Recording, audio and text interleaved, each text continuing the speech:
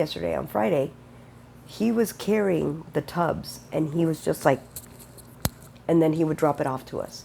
And he'd go and get another one and he'd do the same thing. So I had to go through and fish out the forks and knives from the trash that was now covered in soda and just people's left stuff. Some of it, there was wings in there, sauce. It was not a pleasant thing to do, but it's part of the job. Got to take them out. Can't throw them away. So I was sitting there and I'm plucking them out, and he's watching me. I'm plucking them out, and I'm putting this, that, and there. And I've got all the trash left, and then and then I go and I take that back. And then I take the next one and I do the same thing. Not once did my face reflect that I was not happy about what I was doing. Because God has taught me that when I'm doing something unpleasant, something that ew, he goes, go into your mind and start singing yourself a song. I'm like, I'm cleaning up the trash and so, and because I'm doing this, I've got a smile on my face. But I'm not smiling because of the work that I'm doing. I'm smiling because of what God has me do in my mind to not focus on the work that I'm doing that's icky and gross. Then I get a comment from one of the, and I know he heard, because by then Cody was there. And so I could have easily gone to Nick and been like, hey, the bathroom needs to be plunged. But I didn't. I'm like, so Jack is telling me that this customer is complaining about the bathroom being plugged. And I'm like, okay. And it was the women's restroom. And I'm like, okay, I'll go take care of it. Don't worry about it. And he goes, I'm so sorry. I'm like, don't worry about it. It's not that bad. So I went into the bathroom. And before I went into the bathroom, I went prepared. I went to the closet where we have all the bathroom stuff. And I grabbed the toilet bowl cleaner. I grabbed the toilet cleaner, the disinfectant that we use to clean the toilet itself, and then paper towels. And I went and I put those all on the counter. And then first thing I did was plunge the toilet, get it to go down. You know, of course, it took a few times because I don't know if it was a child or an adult, but they had bathroom issues. And they used so much toilet paper that when you flushed it, the toilet paper got stuck. Because what happens with toilet paper is if you use too much, it becomes a wad of paper. And it's like the water won't get through. It plugs up the hole, and now there's nothing going through. So you have to break up the toilet paper to get it to go through the hole so that it can flush. Depending on how much toilet paper, you may have to plunge 2, 3, 4, 5, 6 times. I know enough about unclogging toilets that I knew that if I used the plunger to pull the toilet paper, you know, with the cup down into the toilet, if you pull the toilet paper and then you plunge, and then with the suction, because you're pulling it back out, you start to break it apart, and then you plunge again, and then you break it apart again. It took me 4 tries to get the toilet to finally start flushing again. But if I hadn't done that, I would have been there for about 15 minutes trying to plunge that toilet, because there was more than enough toilet paper in the toilet that it wasn't going to go down in 1 or 2 plunges. So then, once that's done, I put the toilet plunger down, I grab the toilet brush from the other toilet and bring it to the handicap stall, because that's the one that was plugged. And I spray it down with the disinfectant. And then once I spray it down with the disinfectant, I use the toilet bowl cleaner. And I put it inside. And I give it a couple seconds, you know, just to let the chemical do the work. So then I grabbed the toilet brush and I started, you know, and it came right off. It got cleaned real quick. And then I set it down, and then I took the paper towels and I wipe down the toilet. Now we had a clean, disinfected toilet that everyone can use. And so I went back up to the front and I said, okay, it's all done. And he goes, you took care of it? I'm like, yeah. And John looks at me and he goes, you're awesome. And I'm like, why? Well, apparently in the past, the girls would not touch the toilet if it needed to be plunged. Like, I've been a cleaner for buildings. I've seen clogs. I've seen some stuff. Like, I'm not squeamish. Do I want to touch it? No. But if I have to, I'll suck it up and I'll go do it. Okay. So now, Cody and Nick are having a conversation. They're doing their transfer. Okay. So the morning manager is giving the night manager the 411 of what happened throughout the day. Mind you, Cody has been getting texts all morning. And then finally Cody looks up at me and he goes, how was everything? And I'm like, it was good. We had a couple of situations, but nothing horrible. I said, delivery was freaking busy. And he goes, really? I'm like, yeah, we had 2 screens going, like the whole day. And he's like, yeah, I got texts throughout the morning about every little thing that went wrong. And I'm like, it didn't go wrong. It was just, things that were hindrances. We found ways around them, and it was fine. And Cody was like, okay. And I said, oh, and we found the door open. And then he was like, oh, that's probably blah, blah, blah. And I'm like, okay. And then, so they kept, because this man is on the phone and he's talking to you. He's a busy man. He's a supervisor. He's managing multiple stores at the same time. And so he's talking to Cody and telling him, hey, this, that, this. And then he's on the phone and he's like, hang on a second. And da-da-da-da-da-da-da-da. And then he's on the phone again and da-da-da-da-da-da-da with someone else. And then he's back to Cody and he's like, okay, blah, blah, blah. And then they're running through. Then they get on the make table together and they're making pizzas together.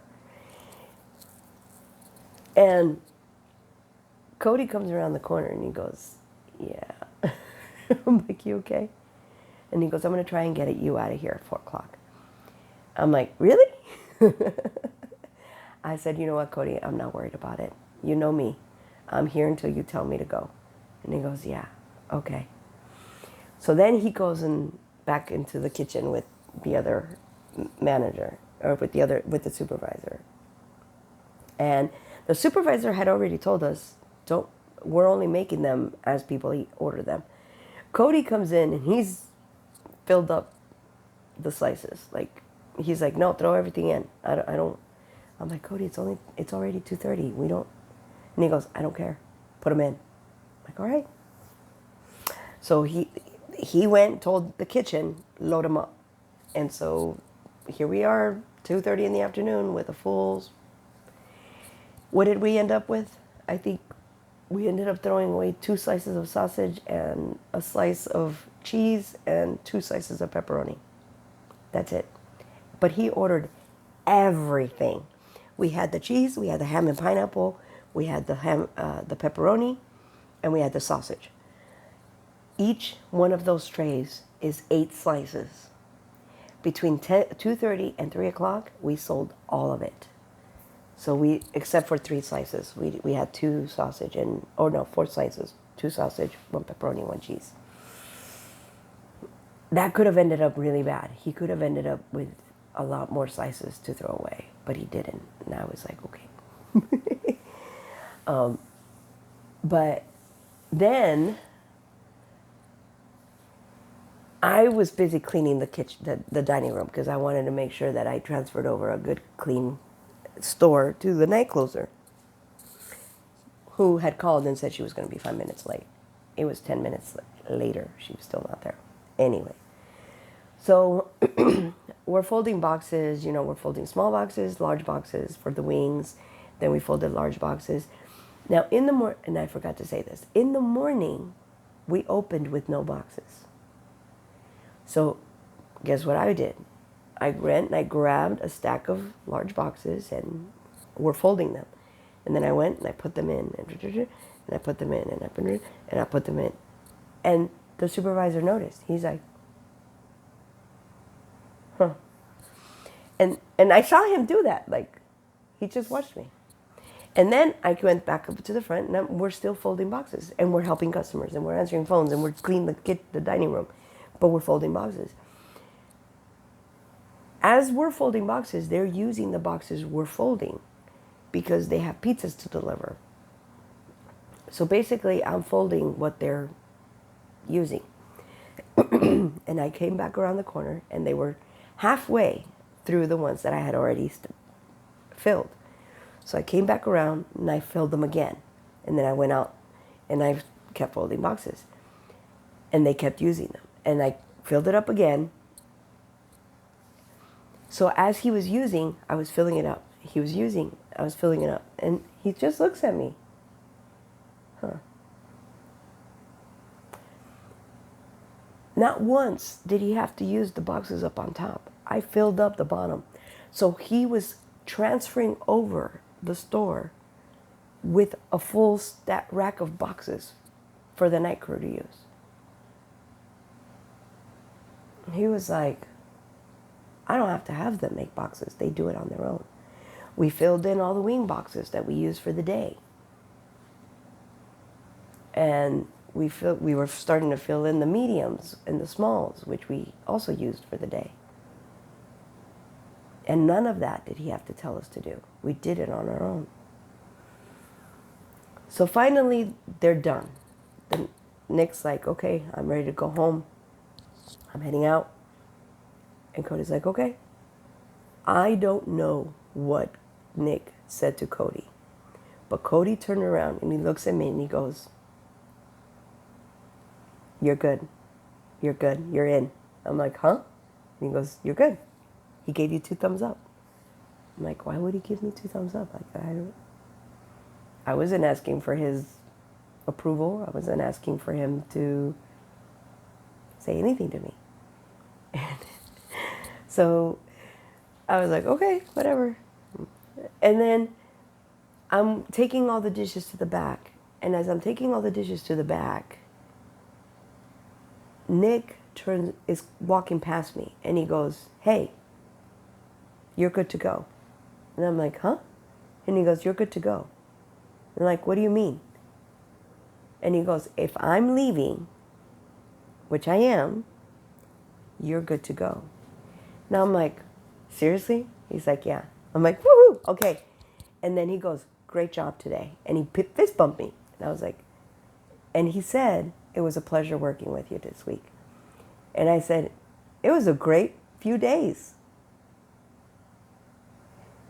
I wanted to say it, but God's like, no, hold back, because he hold back.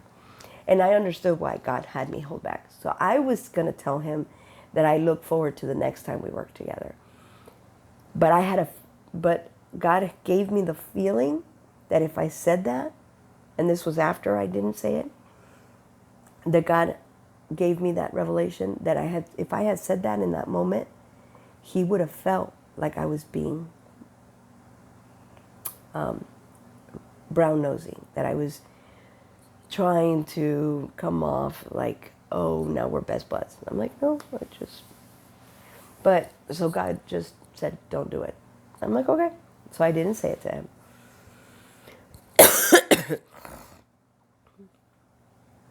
So I went up to the front and I said, hey, Cody, Nick just told me I could go home. And he goes, okay, go ahead. You're good to go. I'm like, all right.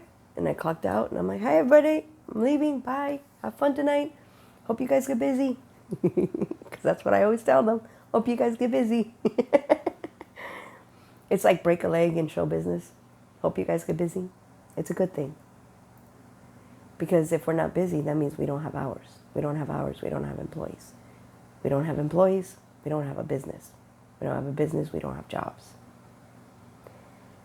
And so I was on cloud nine going home. But I was tired, I was sore, and I was ready for a day off.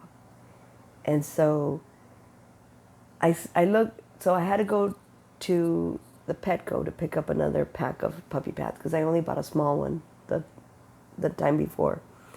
And I didn't feel like going all the way back to the store to get a bag. So I'm carrying the puppy pads in my arms, which wasn't a problem until God goes, okay, now let's stop for dinner.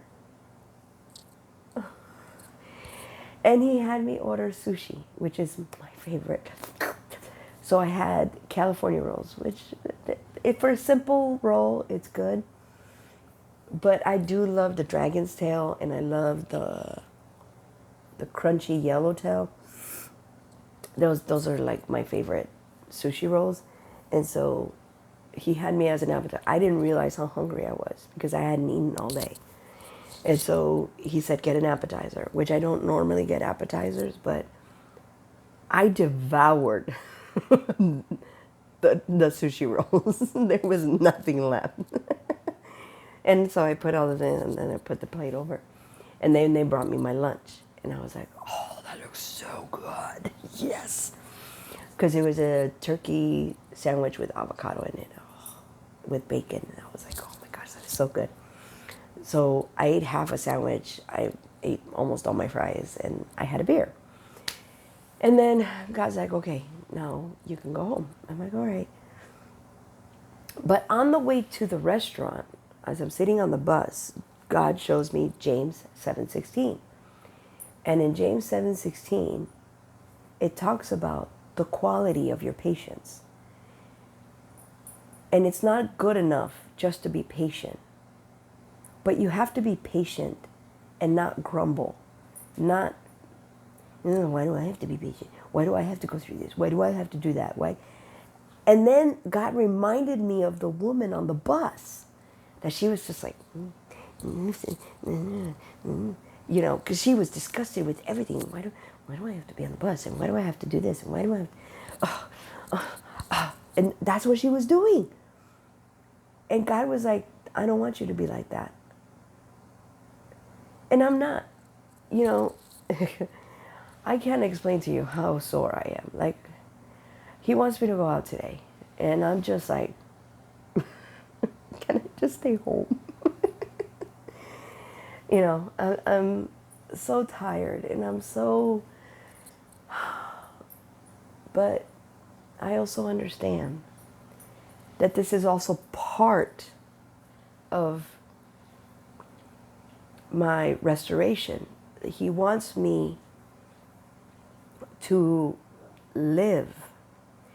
It's not enough that I do all this work for him, that I go and I work and I serve others and I am humble and all these things. But I have to be obedient in him uplifting me to have fun, because it's not enough just to be a worker bee. We have to have fun. Our spirits need to have fun. Our flesh, not our flesh, but our bodies, our human minds need to have fun, godly fun, not worldly fun. So he takes us out. He will take us on dates. He'll take us to go and see things that we see every day, but see them in a different light, see them in a different way. And today, this morning when I woke up, back up. So I'm leaving work and I'm messaging my boss, my old boss, Gary. And I'm telling him about, because I've been telling him the transgressions I've been going through. And he's like, just stay the course. I know you'll pull out. I know you'll do it. And I was like, okay, and his encouragement, not that it's not enough that God encourages me, but to have the encouragement of a fellow person that knows me, knows my character, knows the quality of my person, to have that per individual cheer me on and give me the words that I needed to hear, that I haven't heard in my entire life from the people around me. Because, whatever. To have him be my cheerleader, it was a warming of my heart that I didn't realize I needed. And so I'm telling him, like, I told him a little bit last night of all the things that I went through and all the things that I was doing, all the knowledge that I was using, that I was trained to have from when he was my manager. And I'm telling him, I said, if it hadn't have been for the work that you put into me, because you showed me how to do this, because you showed me how to do that, because you allowed me the opportunity to learn how to do this, because you allowed me the opportunity to do that, because you gave me the training that I needed to work with managers, to train managers, to learn product quality, to learn stability, and now to be able to bring that knowledge forward and share it with people that I'm working with. And in the same token, because God is having me use this past knowledge, because God is having me use this past information that I received, that I was imparted with by these managers that I worked for, he brought this man back to show him the value that he has inside of him, to show him that he planted seeds way back when, and now those seeds are coming to fruition because he doesn't think he is worthy of the blessings that he is receiving in his life. And God is bringing back my testimony to him, saying, hey, what do you mean you don't have the right to these blessings? Look what you did for my daughter back in the day. Look what you did for her. The seeds that you planted in her. The way that you helped her grow. Till today, I didn't realize. If I had allowed Lucifer to scare me away, because Lucifer brought back a memory saying, remember when he asked you to do this? And I was like, oh my goodness, Father, no, I don't want him to come in thinking that this is an opportunity for him to come into my life like this. If I had shied away, if I had not continued keeping in contact with him, God would not have been able to show him through me what he put in him back then is coming to fruition today. Because he told me, the student has now become the master. But God is telling me, but the disciple will never be greater than the teacher. It's in scripture. The disciple will never be greater than the teacher. And the student will never be greater than the master. Because as the master continues to age and grow and become wiser, the student will always have something to learn and partake from the teacher, from the master. We're always learning. We're never in a place of complete knowledge, because that's God, that's Jesus, that's not us. And even Jesus doesn't have all the knowledge, because God didn't give him the date that he's going to judge the world. And the world keeps thinking that it's going to come in this huge cloud, like the heavens are going to open up and you're going to see like it's going to be something they can prepare for. Really? You're going to prepare for it? Well, keep waiting. Keep Keep holding out for that moment when you start to see the things in the clouds. God is like the mist. He comes in confusion. God is like the fog. He comes in the darkness. Those are all metaphors. But the world doesn't understand that. They are seeing with their carnal eyes, and they're saying, oh, the heavens are going to open up. Just like the Pharisees. God's not going to send his son in poorness. He's not going to send a carpenter to be our Lord and Savior. He's going to bring a humble man.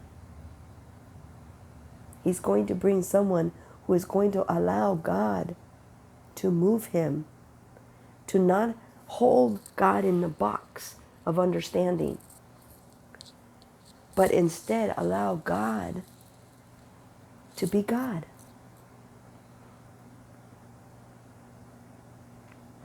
And today, when I woke up and I imparted all of this information, because God said, tell him, share with him your experience, your testimony. Remember, our testimony is our song. If we're not willing to tell of the things that God is doing in our lives, then how are others going to know that God is moving? That is what it's about. It's about our testimonies, because our testimonies bring light to other people. Tell them, oh my gosh, God is doing it. He told me that to breathe into this person, and I did, and you know, we don't know. We don't know how God is moving. We don't understand.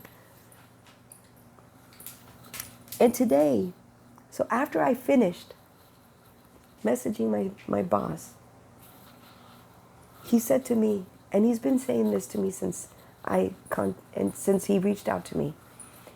And he said, I am so proud of you. I am so proud of the woman you've become.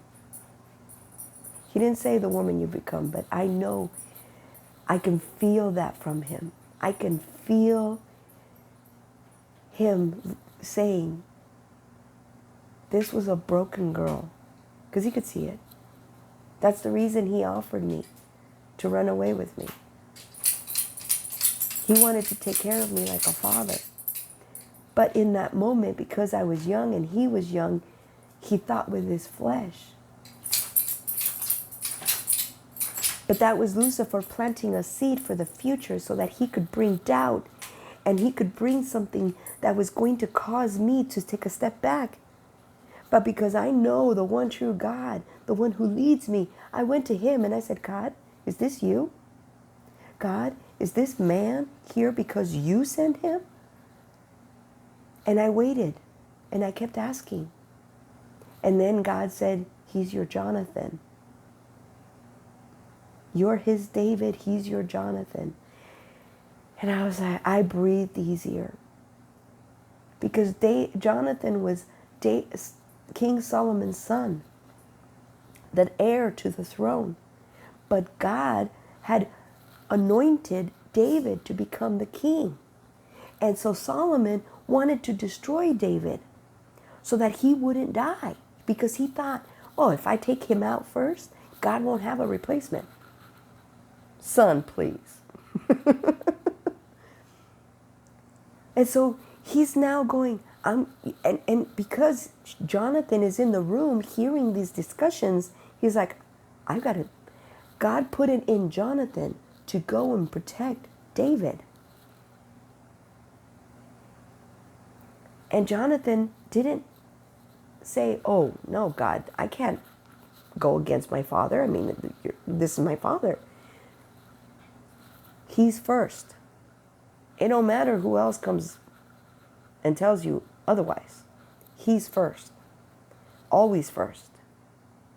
That's why he keeps bringing back to my vision, my eyes. You and I first. Always. It doesn't matter that I'm now going to have a husband who's going to lead me. If he's leading me astray, I am to go to him. I am to go, this doesn't feel right. This doesn't look like God. This doesn't feel like God. I'm sorry, but I'm going to have to take a moment. And I have to go to God. And I have to ask God, is this the path you laid for us? Is this the way you want us to go? Do I need to pray over my husband because he's leading a wrong way? He is the leader, but I am the steerer. He is the captain, but I am the engine. If he sees a course, a path, and God shows me he's headed for the rocks, I have to be the light to steer him in the right direction, to steer him away from danger. That is the job of the wife. That is the job of the helper. And so as I'm talking to my boss over Messenger, God said, it's time to get up. It was like 6:45. I set my alarm clock for 7:16, which is my birthday time. And when I looked at the he goes, and I thought to myself, I'm like, wait, the alarm clock didn't go off. Why did the alarm clock go off? And God goes, why don't you look? And I'm like, when did you have me change it? Like, I don't even remember that. He goes, because I'm sneaky.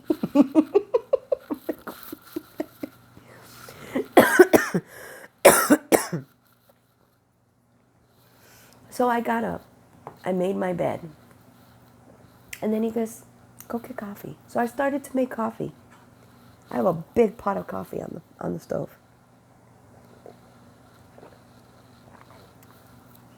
And then he wanted me to get wine last night. And I said, no, not tonight.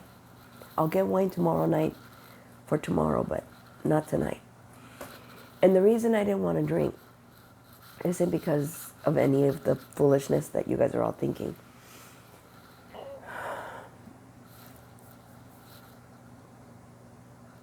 I told God, when I wake up in the morning, I don't want to wake up late. I want to wake up early. And when I drink, I always end up getting up around 8 or 9 o'clock in the morning because just a couple more hours. Because I stay up later when I drink. I stay up till 10, 11 o'clock at night. And God wanted me to stay up, watch a movie. But I was telling him, Father, my body hurts. Like, my muscles hurt. My back hurts. My head, like, I started massaging